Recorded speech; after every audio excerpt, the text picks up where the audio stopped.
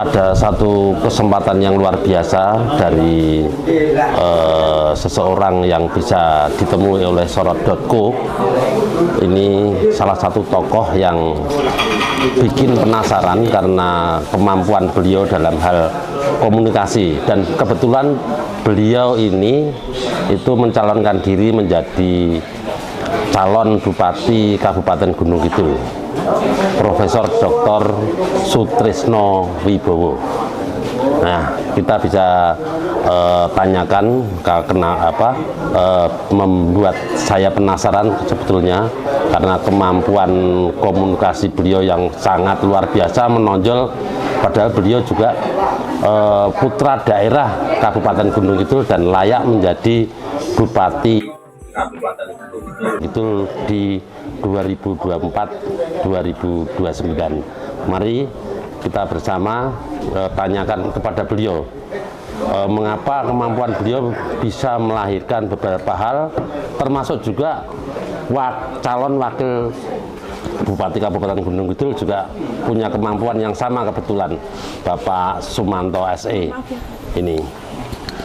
Mari kita tanyakan kepada beliau langsung pada kesempatan yang memang sempit ini karena kesibukan beliau dalam hal pencalonan Bupati dan Wakil Bupati Kabupaten Gunung Kidul.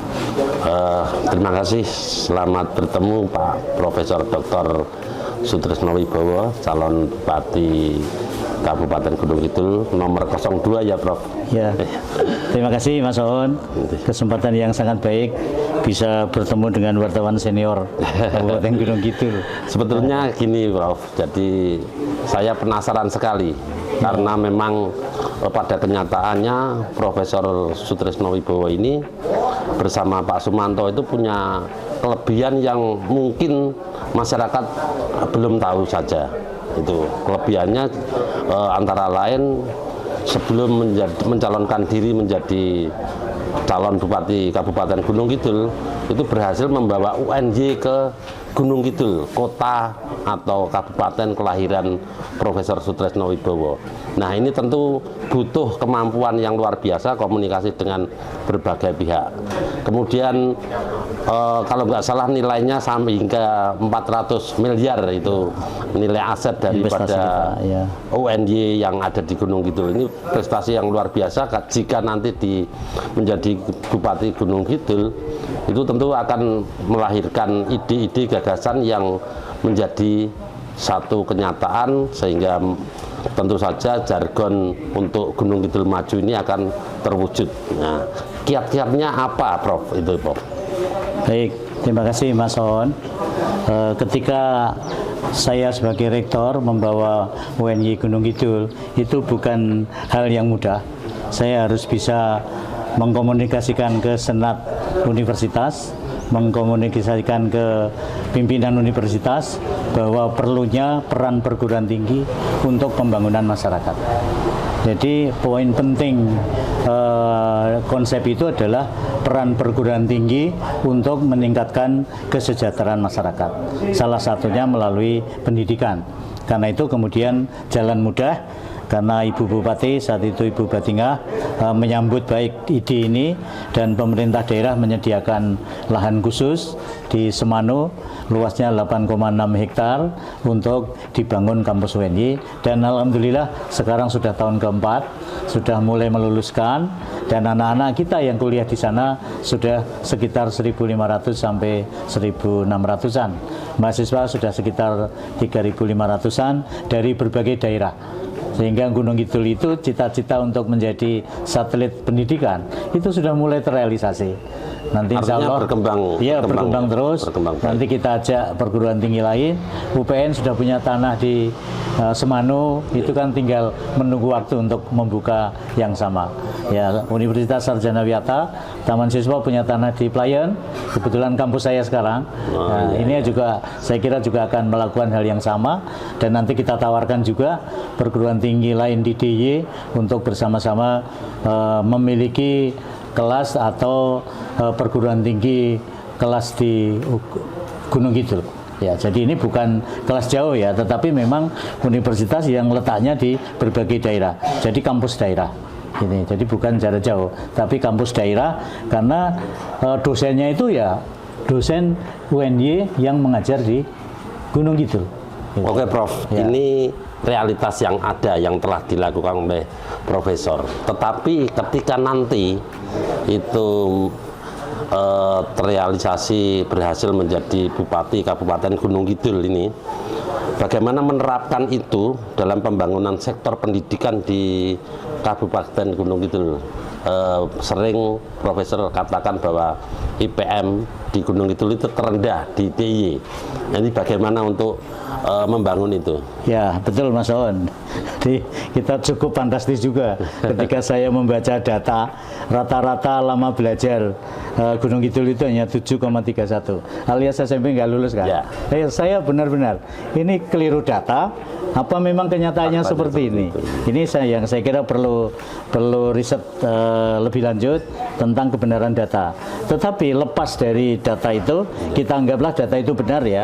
Maka perlu ke depan ya. Ini saya sendiri paslon 2 itu mempunyai angan-angan ada program jangan sampai anak Gunung Kidul tidak bersekolah. Jangan sampai anak Gunung Kidul putus sekolah. Nah, kita jaring anak-anak itu usia sekolah ya. Kalau dijaring itu kan seperti cari ikan itu kan, Ya. semua masuk kan. Masuk. Ini harus masuk sekolah. Kesulitannya apa kita bantu. Ya, kalau persoalannya biaya kita bantu. Yang anak putus sekolah juga begitu. Ya, saya punya 2 skenario untuk beasiswa.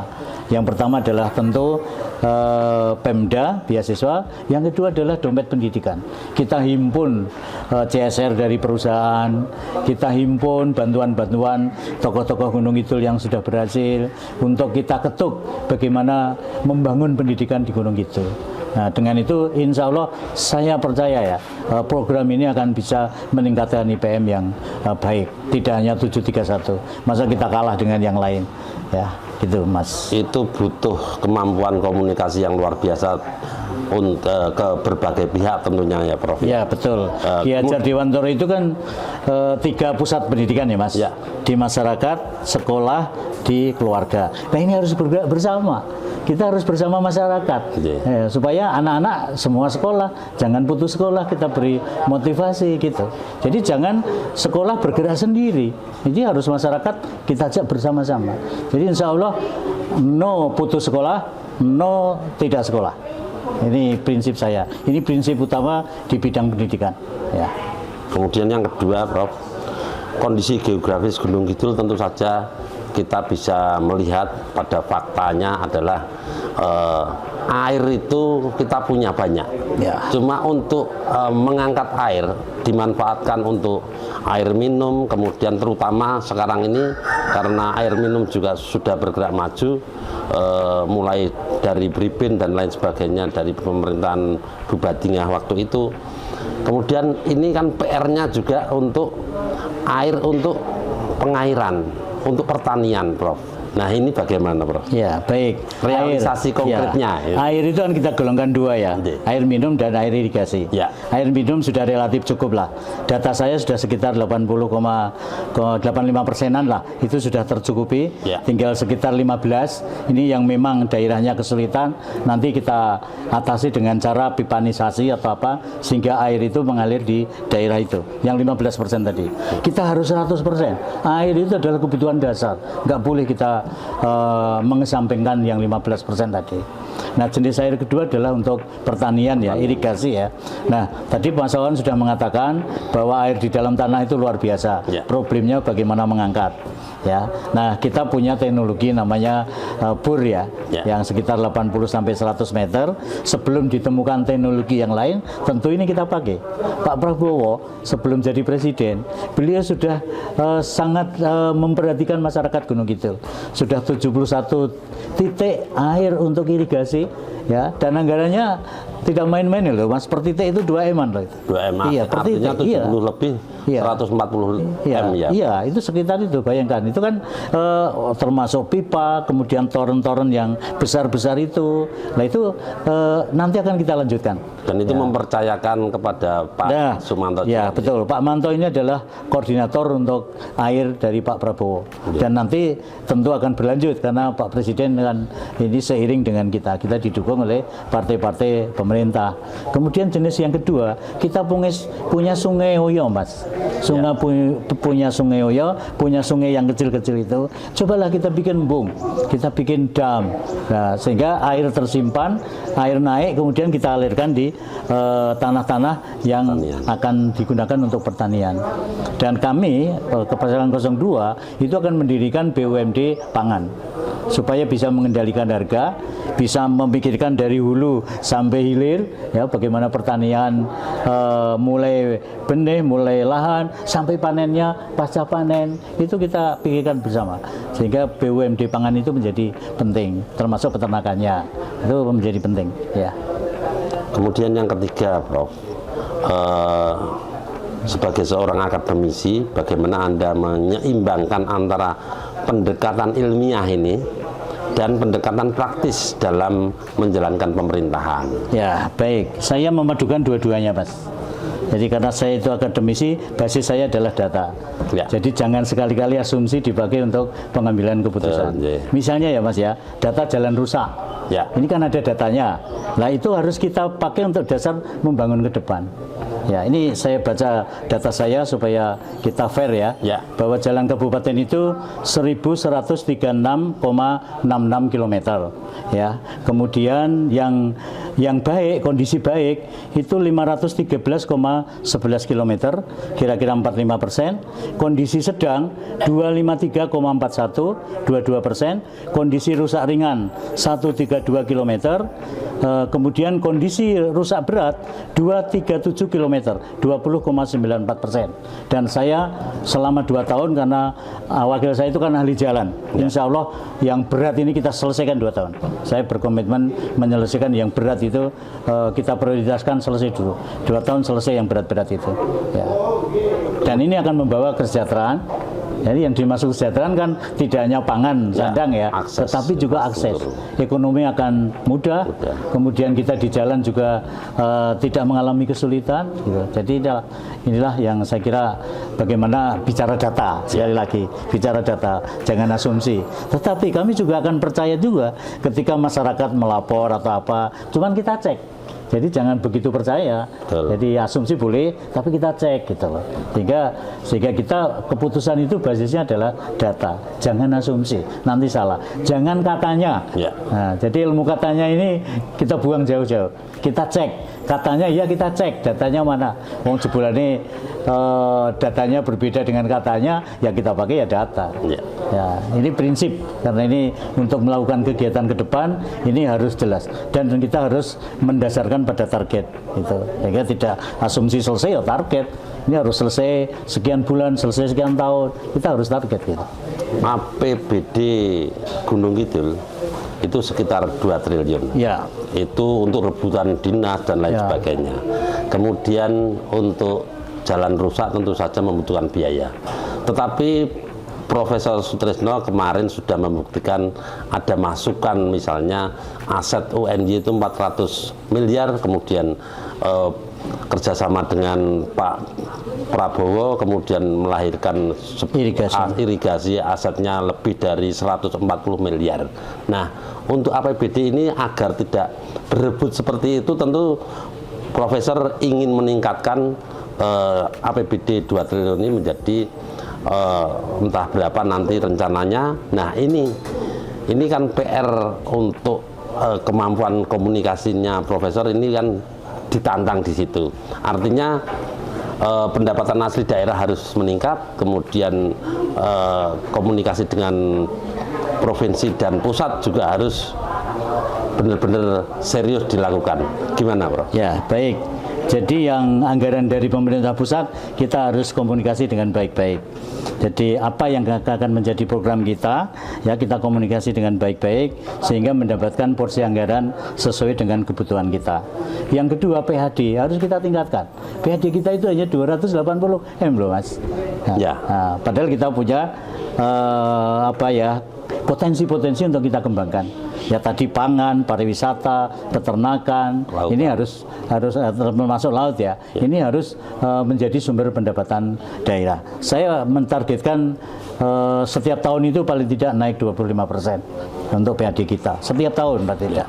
Ya sehingga dalam tahun tertentu itu bisa optimal ya. Selain itu Mas, saya sudah praktek baik lah ya, best practice ya, untuk semua potensi kita sinergikan. Contoh Mas, ketika saya di UNY, bagaimanapun saya bicara pengalaman ya. Ya.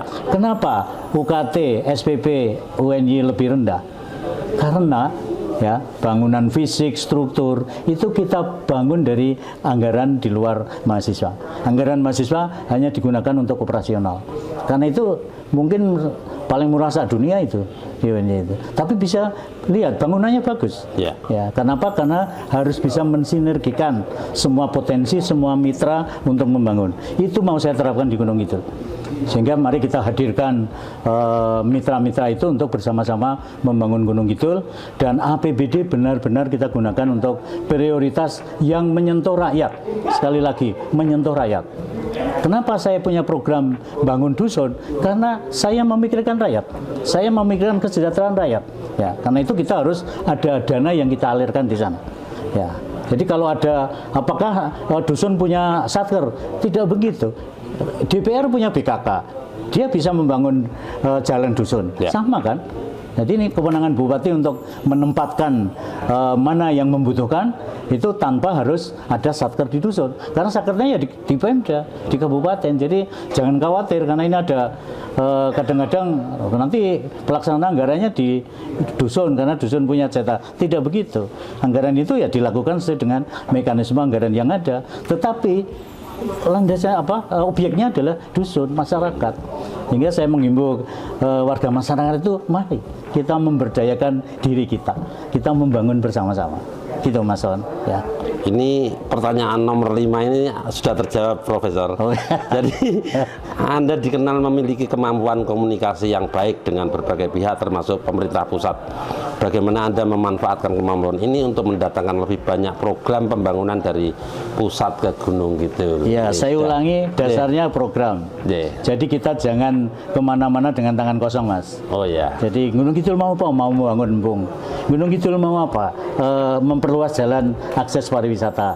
Nah dari sini kan kita siapkan perencanaan atau bahasa tekniknya itu DD ya. Nah itu kita siapkan sehingga dari situlah kita bisa menawarkan diri mitra gitu. Ya, gitu Mas saya kira. Oke, pertanyaan ke-6. Ngebut ini, Profesor, ada banyak acara.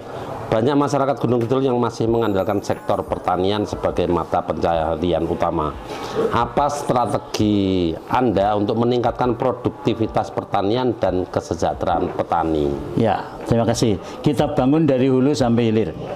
Hulunya apa? Hulunya itu ya lahan ya kita siapkan dengan baik, bibit kita siapkan dengan baik, kemudian pemeliharaan kita siapkan dengan baik, panen kita siapkan dengan baik, kemudian panennya harus tadi BUMN pangan tadi itu jangan sampai petani rugi, itu kita siapkan sebaik-baiknya. Insya Allah akan meningkat lah.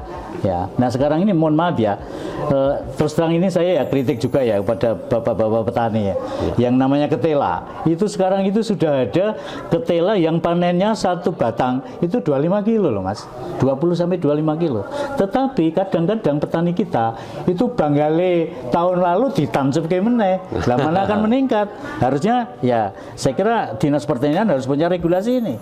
Dinas Pertanian harus punya regulasi ini, mencarikan bibit yang terbaik dan petani ini jadi kita bawa ke sana sehingga panen ketelanya menjadi maksimal menjadi tadi satu bisa 15, 20 bahkan itu. Ini cita-cita saya Mas, sehingga para petani itu benar-benar menikmati hasil di situ. Ya. Oke. Apa program unggulan yang Anda tawarkan untuk memajukan sektor pariwisata ini? Ya, pariwisata yang sudah dikenal memiliki potensi. Ya, terima kasih. Pariwisata itu kita kita buat blok plan-nya.